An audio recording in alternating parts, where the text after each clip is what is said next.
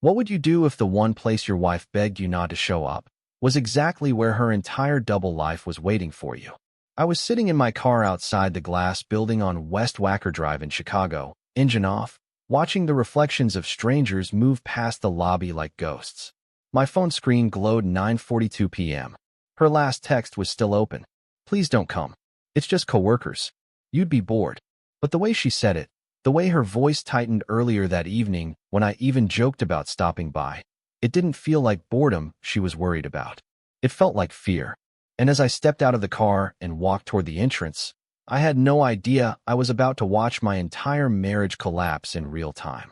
If you genuinely enjoy our stories, please subscribe to the channel, tell us where you're from, and what time it is right now. It's always fascinating to know how far our story flows. The first thing I noticed was the laughter. Not just normal office party noise. This was loud, careless, intimate laughter. The kind people make when they forget the outside world exists. I followed it upstairs, the sound echoing down a hallway lined with glass conference rooms. The company logo glowed on the wall. Her company, the place she had insisted was strict, professional, not social. The door to the main event space was slightly open. I didn't walk in right away. I looked through the crack first, and that's when I saw her. Emily, my wife of 8 years, standing near the bar, her hand resting lightly on a man's chest. Not a casual touch, not friendly, possessive, familiar. His hand slid down her waist like it belonged there, and she didn't move it. She leaned in closer, smiling in a way I hadn't seen in months. No, longer than that. That soft, glowing smile she used to give me when we first met. I stood there longer than I should have. Long enough to watch him whisper something into her ear. Long enough to watch her laugh and lightly slap his arm. Long enough to feel something inside me begin to fracture in silence. I pushed the door open. No one noticed me at first. Music played. Glasses clinked. Conversations flowed. Then her eyes found me. And everything stopped. Not the room, just her. Her smile vanished instantly. Her face drained of color. "What are you doing here?" she asked, walking toward me quickly, her voice low but sharp. "I thought I'd be bored," I said. The man followed behind her, slower, studying me. "This is my husband," she said quickly, like she was explaining a mistake. He extended his hand. "Jason." I looked at it, then back at him. "Do you always touch married women like that, Jason?" The room got quieter. Emily's grip tightened on my arm. "Stop it." I pulled away. "Or is that just a company perk here?" Jason smirked. Actually smirked. "You're misunderstanding." "No," I said, finally stepping closer. "I'm understanding perfectly." Emily's voice turned cold. "You're embarrassing me." That word hit harder than anything else. Embarrassing. Not hurt. Not sorry. Not shocked. Embarrassed. Like I was the problem. That was the moment something inside me shifted. I didn't yell. I didn't make a scene. I just looked at her, really looked at her, and realized I didn't recognize this woman anymore. "Enjoy your party," I said quietly. And I walked out. She didn't follow me. Not then. Not that night. The next morning, she acted like nothing happened. She made coffee, asked if I wanted toast, kissed my cheek like it was just another Tuesday. I watched her move around the kitchen like I was observing a stranger wearing my wife's face. "You overreacted," she said eventually, not even looking at me. I let the silence sit. "It was just office flirting," she added. "Everyone does it. Everyone lets another man put his hands on them."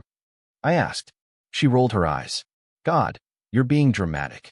That word again. Dramatic. Like I was the inconvenience. That's when I stopped arguing. Not because I believed her, but because I realized arguing wasn't going to give me the truth. So I started watching instead. The late nights became more frequent. Her phone was suddenly always face down. She started taking calls in another room. Passwords changed. Little things. But they added up.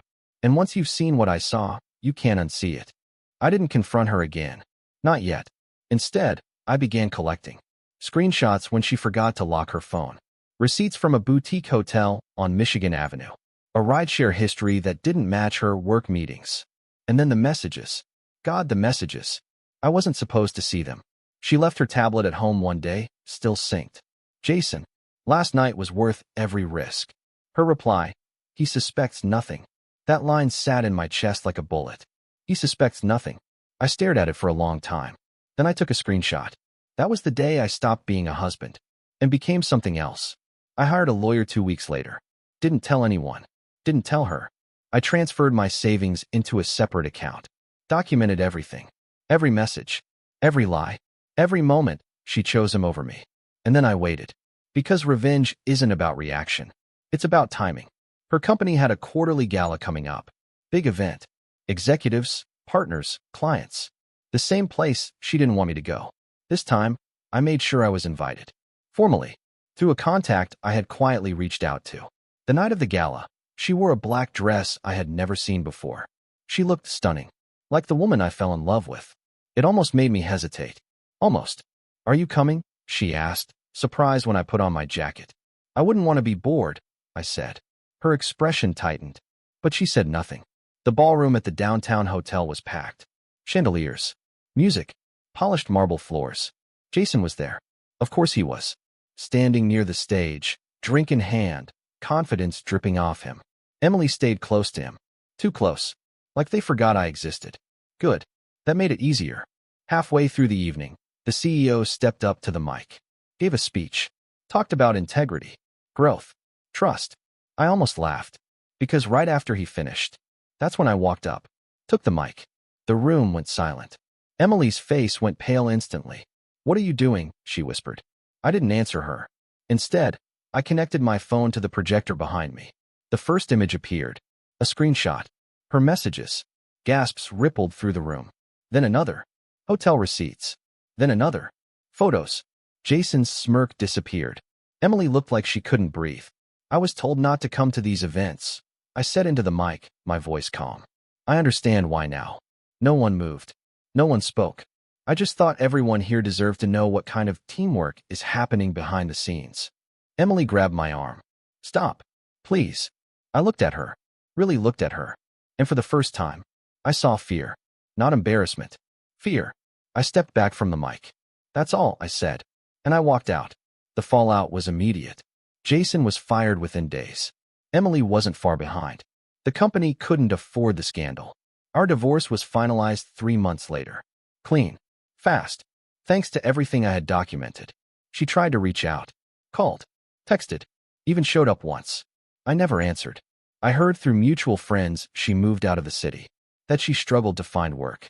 That Jason disappeared the moment things got hard. None of it brought me satisfaction. Not the way I thought it would. Because revenge doesn't heal you. It just closes the chapter. Now, sometimes, I still drive past that building on West Wacker. The lights are always on. People still laughing inside. Like nothing ever happened. And I sit there for a moment. Remembering the night I walked in as a husband. And walked out as someone who would never trust the same way again.